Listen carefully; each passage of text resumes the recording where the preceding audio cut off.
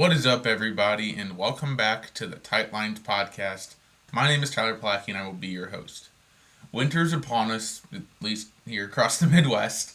And while some of you may be up in a tree stand or sitting around a fireplace, doing whatever you might be doing, others of us are still out there on the water, trying our hardest, freezing our butts off, and trying to catch a fish or two. So, today we are going to talk about two different topics. We're going to first talk about our top three colors for winter bass fishing.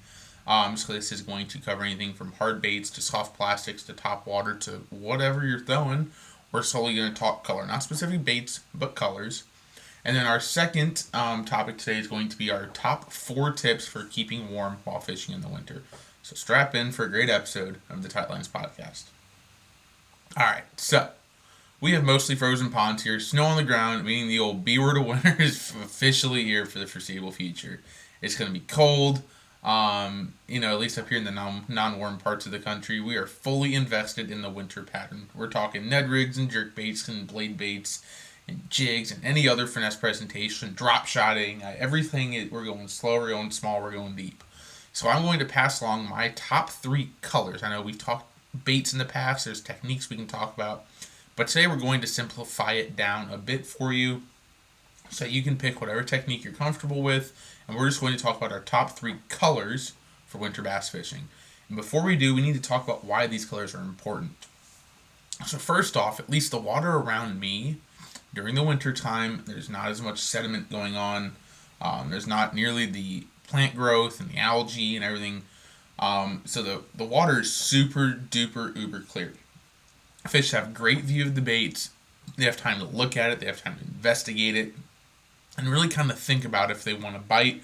They're not really biting because they feel something go past. They see the bait when it hits the water, 50 foot away, and they're looking at it and they see it, and they're watching it, and they're making decisions. Second off, cold water, and this usually, and when I say usually, I mean usually, means fish are less likely to fire up and really just go after bait for the fun of it. Meaning you really have to do a good job of enticing the fish. You really want the fish to get a good look at your bait, to really think about it, say, okay, yeah, that looks like something I want to go eat, and go over and eat. And so that's the goal here, is to understand that these are the concepts you have to think about when making your color decisions. So with these in mind, what are the colors? The first color is super simple. We're going to go white. This is anything from bone to pearl to, a flat white that's not quite, an off color, just white, okay? No frills, no tricks, no huge chartreuse and a big shad circle on it and all this other stuff. We're talking white.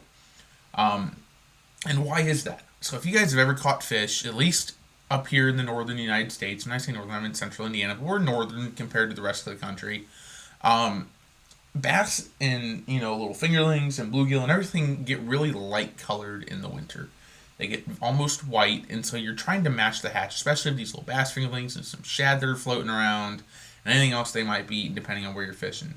So that's why we're going white. And again, if there's a little hint of red or green or silver in there, that's okay in some little spots. But we're not going anything too fancy here. We are keeping it very simple with white. This can talk about anything from, a swim bait to a glide bait to the color on your Alabama rig. We're talking jerk baits, blade baits, again, worms, whatever you want, but we're going to go white here, okay? Remember, this is the KISS principle. I don't know if you guys know what that is, but it means keep it simple, stupid, right? KISS, keep it simple, stupid, the KISS principle. We're not going crazy, we're not going real fancy, we are just going to be throwing white. So that's our first color. Our second color is when we get to flash it up a bit, to have a little more fun here. It's not quite as boring. And who doesn't love flashy things, right? We all look at, things that are, flashy lures in the store, flashy rods, flashy phones, whatever it is, the world sells on flashy. And bass also eat flashy. So we're looking at a chrome or a silver color here, okay? So this is about flash and about drawing power. Because remember, it's cold and these bass are not often going to just chase a bait real hard. So you need to give them a reason of, holy crap, what is that? That looks really good. I need to go investigate it. And when you've got this flash, especially on something like a blade bait or a jerk bait, or even like a small crankbait even, micro crankbait, like a tail spinner, Alabama rigs again, going back to those. Any sort of flash and chrome really can attract a fish. They can see this off in the distance, they have time to look at it. It looks really enticing. Sometimes it can even make the bait look bigger than it is, which, if you're a fish and it's cold, you don't want to burn a lot of energy, and you see a large meal, well, hey, it's an easy large meal compared to having to catch, compared to having to eat four small fish. I can get one decent sized fish and not exert as much energy. Well, yeah, so that's why we're going chrome or silver. We're going real flashy. Again, we're talking jerk baits here, blade baits, tail spinners, Alabama rigs, even, top water. I know people, that sounds funny, but trust me, you get real shallow water, if you get a real shallow pond or a really shallow creek and you know there's fish sitting there, and you throw a little top water, a spook or a popper over top, they're going to go eat it still. It's part of the bass's biology. They're going to look at that and say, ooh, flashy, ooh, food, and they're going to go eat it. They may not hit like they do in the summer. It may take, it takes 5 casts in the summer, it may take 100 casts in the winter, but eventually you piss it off enough, a bass is going to eat. So get some flash, really fire these bass up, and that's the second color, is chrome and silver. The third and final color I'm going to recommend is a purple and chartreuse combo. So you often see these coming in like the sour grape or the spoiled grape or table rock shad lake color. There's all sorts of names for them. Pretty much what it is it's a translucent to purplish main body with some undertone hints of chartreuse and then kind of a line of chartreuse on one of the sides. If we're talking about a jerk bait, we're talking about kind of a clear bottom, blending into a nice purple side, and a nice kind of undertone chartreuse line on the top of it. Gives off underwater very nice shad or bluegill pattern, especially again for these jerk baits.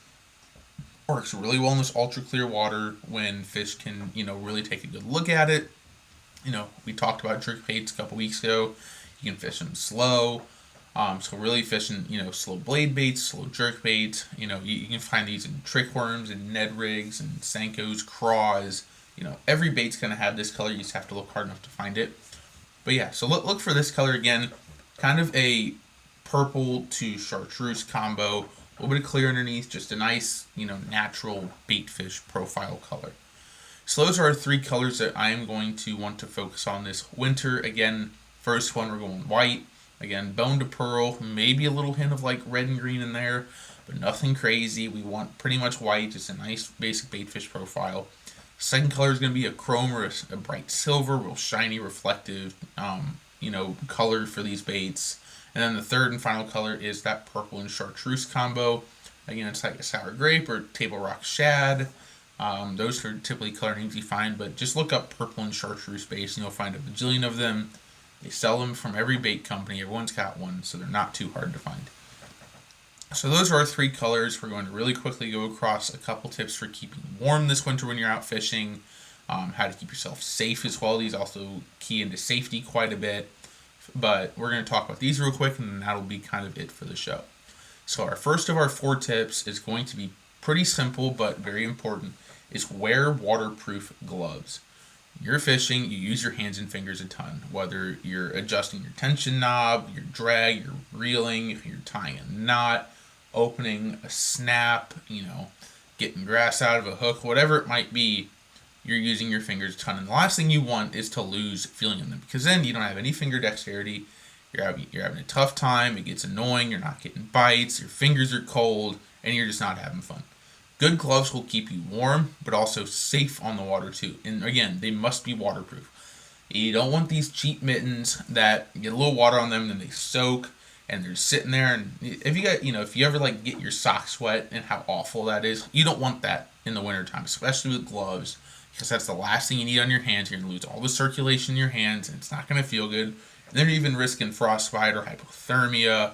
And it's just straight up not a good time. So again, go out, find a good pair of waterproof gloves. They're on Amazon. They got to be like 10 or 12 bucks on there.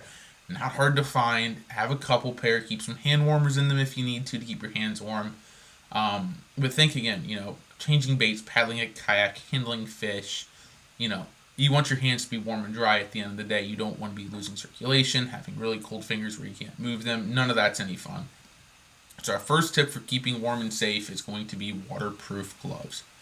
The second tip here is going to follow the same line. and it's wear water or snowproof shoes.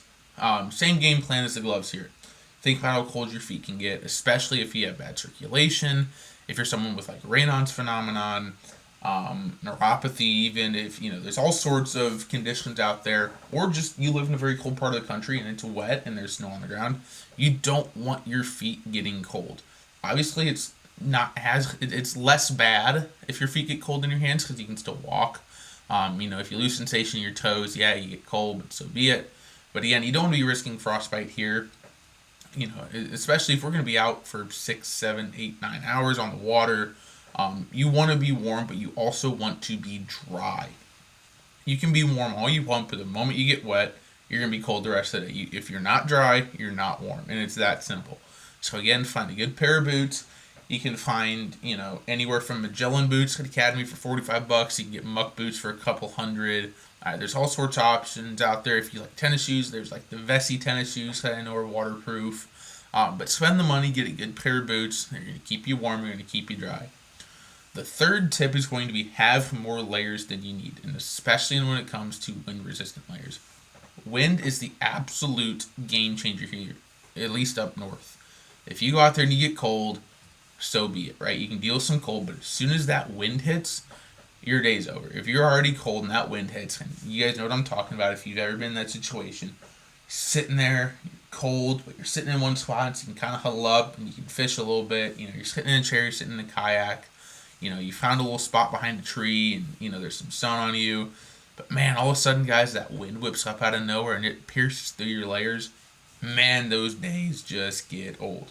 So always have your base layers, stack on top of them with sweatshirts and jackets, hats, beanies, everything you can think of. But find ways to stack layers. You can always pop a layer off real quick if you need to, but if you don't have it with you, you can't put it on. So super simple, again, have more layers than you think you need. If it means 2 pair of socks, getting some like neoprene gloves underneath your actual gloves for an extra layer of warmth. There's all sorts of ways you can do this, but make sure you've got your extra layers. And the last one is one that I haven't really heard anywhere, but it's one that I've found is successful with me. It's wearing some sort of glasses. So if it's sunglasses, if it's even, I know it looks stupid, but like clear safety glasses, if you just wear normal glasses. But keeping wind and water out of your eyes is going to be humongous. We've all been there. We've been out on a cold day. That wind hits you. And, we talked about wind a bit already. But man, that wind hits you. It gets in your eyes. Your eyes start watering. You're trying to wipe your eyes. It's, you don't, it's ice cold. It doesn't feel good. You can't see anything. It's no fun. Get a cheap pair of sunglasses, or if you like a nice pair, get a nice pair of sunglasses. If it's going to be, cloudy out, get some safety glasses. Whatever it takes, though. But something to just keep the wind out of your eyes and keep, you don't want your eyes watering up. It's no fun. So those are our 4 tips for keeping warm in the winter. Again, first one is to wear waterproof gloves. The second one is to wear waterproof shoes. So we're kind of covering the hands and the feet here real good. Third one is wear more layers than you need. So now we're covering the rest of our body. So everything's got nice, good layers. And the fourth one is to wear sunglasses or any sort of glasses to keep the wind out of your eyes. So, all right, everybody, that is going to be this week's episode for you all. I hope you have enjoyed the episode. And if you have, please be sure to drop us a positive review wherever you listen, whether that be on Apple, Spotify, iHeartRadio, YouTube, or Amazon. You can follow the show, drop a subscription on YouTube.